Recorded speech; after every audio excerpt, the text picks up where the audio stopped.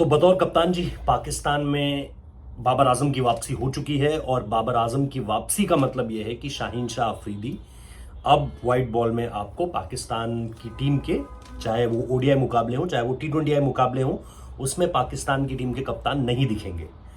अब दो तीन चीजें मैं इसमें आपको शुरुआती तौर पर बता देना चाहता हूं। एक चीज तो ये कि जिस वक्त पर बाबर आजम को लेकर पाकिस्तान में, पाकिस्तान क्रिकेट बोर्ड में, सिलेक्शन कमेटी में एक बहुत भरोसा था, एक बहुत अटूट रिश्ता था, तब से ये आप मेरा सौभाग्य कह लीजिए, मेरा लक कह लीजिए, कि मैंने उस दौरान पाकिस्तान की टीम को फॉलो किया। एशिया कप श्रीलंका में मैं था और beat in the airports, hotels, player interaction, चाहे शाहीन शाह अफरीदी हो चाहे इफ्तिकार अहमद हो, इन खिलाड़ियों से उस वक्त पर बात करने का मौका मिला। इवन बाबर आजम का जो इंडिया वर्सेस पाकिस्तान था कोलंबो में, प्रेस कॉन्फ्रेंस के बाद, प्रेस कॉन्फ्रेंस में सवाल तो अलग बात हो गई, लेकिन उसके बाद भी जो बाबर से एक फौरी तौर पर बात हुई, उसमें भी कहीं पर यह नहीं लगा कि बाबर के चेहरे पर किसी तरह की शिकन है या उनके ऊपर कोई दबाव है। एशिया कप हुआ, ठीक है, पाकिस्तान के लिए बहुत ज्यादा अच्छा नहीं गया, नसीम शाह को की इंजरी हो गई, वो सारी की सारी चीजें थी, लेकिन इस दौरान कभी भी पाकिस्तान की टीम में वो अलगाव नहीं दिखा, वो डिफरेंसेस नहीं दिखे ड्रेसिंग रूम में। जो इसके बाद जब पाकिस्तान की टीम पहली बार 2016 के बाद इंडिया आई, तो मैं एक अकेला ऐसा जर्नलिस्ट था जो हैदराबाद में मौजूद था, और जो भी लोग, क्योंकि पाकिस्तान से बहुत लोग देखते हैं, तो वहां पर भी जब पाकिस्तान की टीम पहुंची थी, मैंने वो कवर किया। पाकिस्तान की जो मीडिया थी उसने बड़े सारे विजुअल्स लिए मुझसे, रिएक्शंस लिया, क्योंकि एक लौता मैं वहां पर मौजूद था। तो बीट पाकिस्तान का टीम होटल हो, पाकिस्तान की टीम का अराइविंग शॉट हो, वो सारी की सारी चीजें लाइव दिखाई गई, और उस वक्त पर भी मुझे ये नहीं लगा कि बाबर आजम के ऊपर किसी तरीके का कोई दबाव है, बाबर आजम को लेकर के कहीं कोई दिक्कत है। अच्छा, इस दौरान ये भी हुआ कि मैंने पिछले साल इसी वक्त पे, करीब इससे थोड़ा सा बाद में आप मान के चलिए कि मई जून के वक्त पे पिछले साल मैंने नजम सेठी का इंटरव्यू किया, और नजम सेठी उस वक्त पर हाइब्रिड मॉडल पर बड़ी चर्चा करते थे। तो मैंने बाबर के बारे में पूछा उनसे, तो उनमें कहीं कोई दिक्कत नहीं थी, बाबर को लेकर के उनमें कहीं कोई दिक्कत नहीं थी। उन्होंने कहा बाबर ही कैप्टन है और बाबर ही कैप्टन रहेगा। इसके बाद मेरी ज़का अशरफ से मैंने बहुत बार बात करने की कोशिश करी, ज़का अशरफ ने बात करने से इनकार कर दिया। शायद उन्हें पता होगा कि सवाल कुछ ऐसे पूछ लिए जाएंगे जिसका जवाब, तार्किक जवाब उनके पास नहीं होगा, मतलब जो जवाब थोड़ा सा सेंस बना सके, ऐसा जवाब उनके पास नहीं होगा। अब कट टू जब पाकिस्तान की टीम इंडिया आई, जैसा मैंने कहा, हैदराबाद में जो मैंने देखा वो बहुत ही बढ़िया था, एवरीवन वाज प्रेजिंग इंडिया। फिर उसके बाद जब मैं अहमदाबाद गया इंडिया वर्सेस पाकिस्तान मैच के लिए, कहीं कोई दिक्कत नहीं भाई। हालांकि पाकिस्तान की टीम की तब शुरुआत भी सही थी, और भारत के बाद वाला जो मैच है उसके बाद ही चीजें जो है वो बिगड़नी शुरू होती है। अहमदाबाद में भी सब कुछ बहुत बढ़िया, लेकिन उसके बाद से जैसे जैसे चीजें शुरू होने लगी, और 6-7 जो पाकिस्तानी जर्नलिस्ट थे वो भी इसके बाद तक, इस दौरान तक इंडिया आ चुके थे, और एक दो लोगों से मैंने बात भी करी। उसके बाद चेन्नई में पाकिस्तान की टीम का मैच था, बैंगलोर वाला मैच, वो हार चुके थे। बैंगलोर उन्हें बाद में वापस भी आना था, लेकिन बैंगलोर तब तक ऑस्ट्रेलिया के अगेंस्ट वो हार चुके थे, और बॉलिंग बहुत ज्यादा बढ़िया नहीं हो रही थी। लेकिन इस दौरान ही जब टीम चेन्नई जाती है, तो आप क्या देखते हैं कि पाकिस्तान की ड्रेसिंग रूम में आप उस तरफ ज़का अशरफ का प्रभाव देखने लगते हैं। ज़का अशरफ आकर बैठे हुए हैं, अलग अलग तरह की बातें कर रहे हैं, और फोन्स घुमा रहे हैं, किससे बात कर रहे थे नहीं पता, लेकिन कहीं ना कहीं वहां से एक डिस्टर्बेंस का माहौल दिखना शुरू हुआ कि पाकिस्तान की टीम में सब कुछ बहुत बढ़िया नहीं चल रहा है, पावर सेंटर एक नहीं है, और एक जो खिलाड़ी है कप्तान के तौर पर बाबर आजम, उसको कहीं ना कहीं डिग्रेड करने की कोशिश की जा रही है। इसके बाद व्हाट्सएप चैट्स लीक होती हैं, इसके बाद ये पता चलता है कि बाबर आजम को कप्तानी से हटाने की बात कही जा रही है पाकिस्तान के मीडिया मैनेजर के साथ, जो होता है जल्दबाजी में। और उसके बाद जब मैं कोलकाता पहुंचा, आखिरी 5 नवंबर की बात है, विराट कोहली ने जो 100 मारा था, विराट कोहली का जन्मदिन था, मैं कोलकाता में था, और पाकिस्तान के एक सहाफ़ी से मैंने पूछा कि पाकिस्तान की टीम कब पहुंच रही है कोलकाता। तो उन्होंने मुझे टाइमिंग दिया, मैंने मैच छोड़ा, मैं मैच छोड़ा क्योंकि कहीं ना कहीं वो सेंस हो चुकी थी चीज कि पाकिस्तान की टीम में सब कुछ नहीं नहीं सही चल रहा है। ये पाकिस्तान की टीम का लास्ट एक तरीके से स्टे होने वाला था, इसके बाद पाकिस्तान की टीम के लिए वर्ल्ड कप खत्म था। तो मैं सीधे एयरपोर्ट भागा मैच छोड़कर। इंडिया विराट कोहली का 100 भी शायद मिस हो गया था उस दिन, मतलब मुझसे मिस हो गया था, उन्होंने तो स्कोर ही किया। वो टीम आई और टीम को जब मैंने देखा तो मैं आपको सीधा सा बताता हूं, मैं इसलिए टीम मैच छोड़कर निकला था क्योंकि मुझे लगा था कि एक रिएक्शन अगर यहां से मिल जाए, क्योंकि कहीं ना कहीं आप सेंस कर रहे थे कि ऑल इज नॉट वेल, और आप सेंस कर रहे थे कि कुछ ना कुछ अगर रिएक्शन मिल जाता है तो आपकी स्टोरी के लिए बढ़िया हो जाएगा। तो रिएक्शन तो नहीं मिला, लेकिन ये साफ तौर पर मुझे पता चल चुका था कि बाबर आजम का चेहरा उतरा हुआ है। वो अलग अलग चीजें थी उसके पीछे। जाहिर सी बात है ज़का अशरफ की डिसलाइकिंग थी बहुत बड़ी, और आज जो लोग ये कह रहे हैं कि भाई बाबर आजम की कप्तानी, जो मोहसिन नकवी वापस एक एट द हेल्म आए हैं, चेयरमैन जब वो बने हैं, तो ये फैसला आखिर क्यों? तो इसकी जो एक पहली सबसे जो बड़ा और सबसे जो समझ में आने वाला रीजन है ना, वो ये है कि उस वक्त पर जब बाबर को सैक किया गया था तो कोई रीजन नहीं था उसके पीछे, बस इतना था कि हाँ यार वर्ल्ड कप अच्छा नहीं गया। लेकिन जो भी लोगों ने पाकिस्तान की टीम को फॉलो किया है या वर्ल्ड कप फॉलो किया है, वो मुझे सिर्फ इतना बताएं कि पाकिस्तान की टीम के लिए अगर वर्ल्ड कप अच्छा नहीं गया तो उसका क्या एक लौता जिम्मेदार बाबर आजम था? आप अपनी बॉलिंग भी तो देखिए, लोग शाहीन शाह अफरीदी के विकेट गिनाने लगेंगे। मैं शाहीन शाह अफरीदी के विकेट आपको ये बताना चाहता हूं कि किस जगह पर आए हैं उनके विकेट। कभी आप ये देखिएगा कि शाहीन को विकेट मिले किस स्टेज पर है मैच के। उन्होंने शुरुआत में आकर जो है वो ताबड़तोड़ विकेट ले लिए, या फिर उन्हें लास्ट में जब 40वां ओवर चल रहा है और टीमें मारने के चक्कर में आउट हो रही है तब उन्हें विकेट मिले। ये नोटिस कीजिएगा आप। तो ऐसा नहीं था कि बाबर द कैप्टन पूरी तरीके से फेल हो चुका था, बाबर को उसकी टीम ने भी लेट डाउन किया था। खिलाड़ियों की तबीयतें खराब हो रही हैं, बुखार हो रहे हैं। बैंगलोर में कितने खिलाड़ी थे जिनकी तबीयत बिगड़ी हुई थी पूरी तरीके से। तो 2-3 चीजें ऐसी इंडिया में जो वर्ल्ड कप था तो ये चीजें क्लियर हो चुकी थी। और मुझे नहीं पता कि पाकिस्तान के जर्नलिस्ट उस वक्त पर जो भी यहां पर थे उनमें से कितने लोगों ने इसको ट्रैक बाय ट्रैक फॉलो किया, आई डोंट नो। लेकिन मैंने जो कुछ देखा वो आपको सीधे तौर पर बता रहा हूं। और उसके बाद मेरे को बीच जब जैसा मैंने कहा चेन्नई में ही देखकर ये पता चल चुका था कि अब कुछ होने वाला है। अगर ये वर्ल्ड कप पाकिस्तान के लिए अच्छा नहीं जाता है तो इसमें पक्का कुछ होने वाला है, और वो हुआ भी।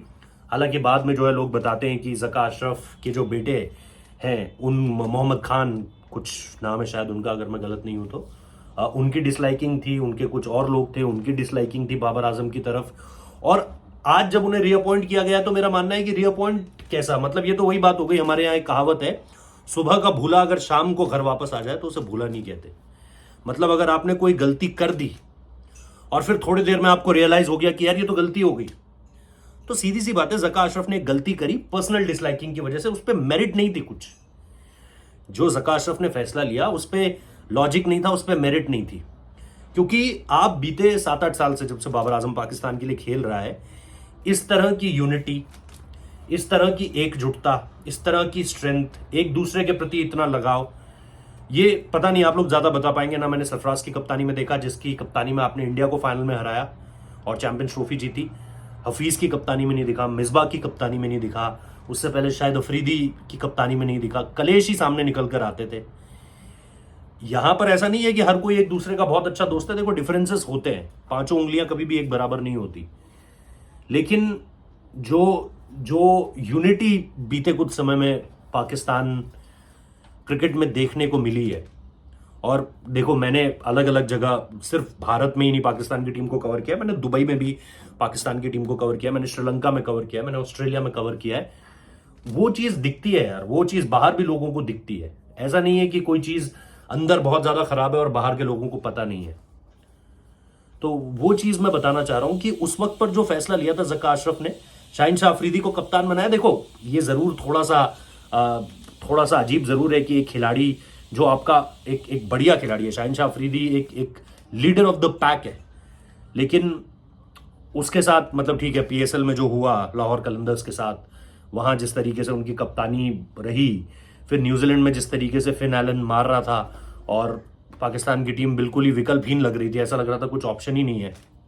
तो वो सब चीजें देखकर आप ये कहोगे यार कि ठीक है, शाहीन की कप्तानी ने बहुत इंप्रेस नहीं किया, बट स्टिल आप बोलोगे यार ये गलत है जो हो रहा है। बट जैसा मैंने कहा कि शाहीन भी इस बात को बहुत अच्छे तरीके से समझते हैं कि बाबर एज ए लीडर इस ड्रेसिंग रूम में उसकी अहमियत क्या है, उसकी इंपॉर्टेंस क्या है, और जो नतीजे आपको उसकी कप्तानी में मिले वो पहले के मुकाबले ठीक है। अगर आप सरफराज का वो एक चैंपियंस ट्रॉफी का जिक्र करें, बिल्कुल वो एक बहुत बड़ी अचीवमेंट है, बट उसके अलावा भी आपने ऑस्ट्रेलिया में T20 वर्ल्ड कप में फाइनल की स्टेज से आकर खेला, वो भी आपको देखना है। आपने एशिया कप का फाइनल भी खेला है जहां पर इंडिया नहीं आगे पहुंच पाया था और आप श्रीलंका से हारे थे। फिर आपके पास एक वर्ल्ड कप है जिसमें ओवरऑल पूरी की पूरी पाकिस्तान की टीम फेल हुई। आपके पास एक एशिया कप भी है जिसमें ऑब्वियसली पाकिस्तान की टीम, और इन दोनों में ही बाबर की परफॉर्मेंस भी नहीं थी, मैं ये भी कहूंगा सीधे तौर पर। लेकिन उसमें आप ये अगर कहोगे कि बाबर द कैप्टन पूरी तरीके से फेल हो गया, मैं कहूंगा पूरी टीम ने बाबर को भी लेट डाउन किया। और उसके ऊपर ये जो प्रेशर था बाबर के ऊपर, इसके बारे में आपको कोई नहीं बताएगा कि ये जो एडमिनिस्ट्रेशन, ये जो पीसीबी चेयरमैनशिप का जो प्रेशर था कि भाई तेरी तो कप्तानी जाने वाली है, तू देख ले, चाहे तू कुछ भी कर ले। तो भाई एक बंदा अपने मुश्किल समय में चाहता है कि चीजें आसान रहें उसके इर्द गिर्द, आपने उसके लिए और मुश्किल कर दी।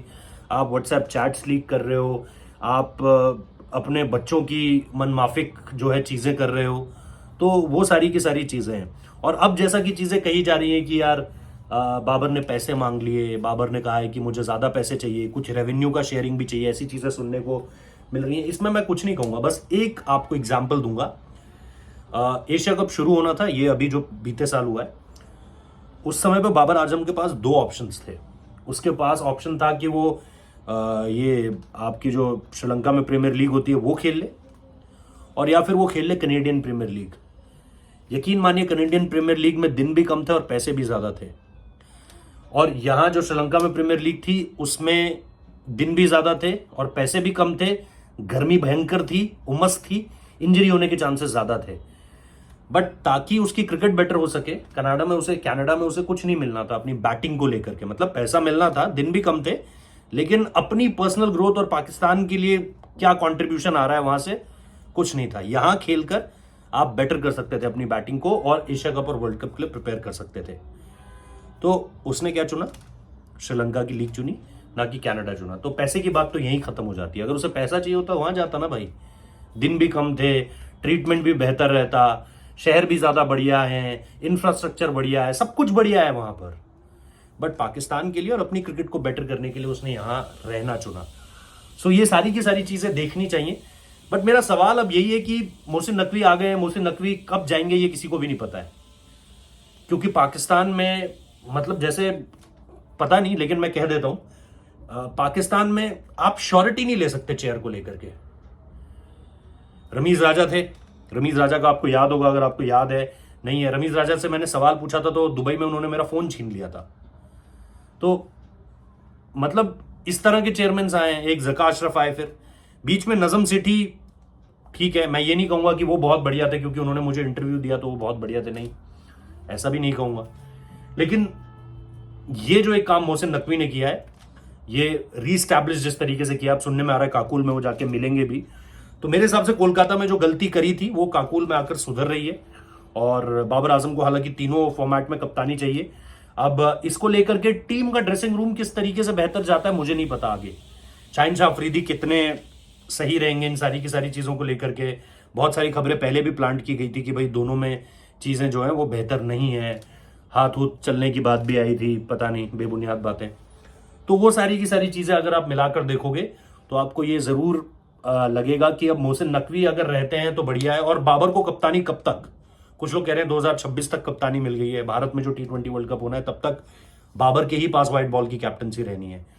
बट लेट्स सी, कुछ भी एक तो सर्टेन नहीं हो पाता पाकिस्तान की क्रिकेट में, ये बहुत बड़ी डिसएडवांटेज है। बाकी लेट्स सी, अभी T20 सीरीज है पाकिस्तान को जो खेलनी है, आई थिंक आयरलैंड है, न्यूजीलैंड है पहले, फिर लास्ट में इंग्लैंड है, वर्ल्ड कप है, फिर बांग्लादेश के साथ भी सीरीज है, तो वर्ल्ड कप के बाद आई थिंक वो। तो अभी चीजें हैं, देखते हैं किस तरीके से चीजें आगे बढ़ती हैं, वर्ल्ड कप कैसा जाता है, ये ट्रेनिंग कैंप कितना महत्वपूर्ण होता है पाकिस्तान की टीम के लिए। बाकी ये मेरा टेक था यार, जो मैंने आपको इंडिया पॉइंट ऑफ व्यू से बताया, जो मैंने वर्ल्ड कप में देखा, एशिया कप में देखा, जितनी बात पाकिस्तान टीम के छोटी छोटी थोड़ी थोड़ी देर की बात पाकिस्तान के प्लेयर्स से हुई, प्रेस कॉन्फ्रेंस के बाद जिस तरीके की बातें बाबर से हुई, वो सारी की सारी चीजें मैंने आपके सामने रखी हैं। बाकी आप बताइएगा आपको क्या लगा। मेरे वीडियोस देखने के लिए आप चैनल को सब्सक्राइब कर सकते हैं, वीडियो लाइक जरूर कीजिए, शेयर जरूर कीजिए। अगर आपको बढ़िया लगा है वीडियो तो प्लीज शेयर जरूर कीजिएगा। और फिलहाल इस वीडियो को देखने के लिए बहुत बहुत शुक्रिया। थैंक यू सो मच और टेक केयर, मिलते रहेंगे।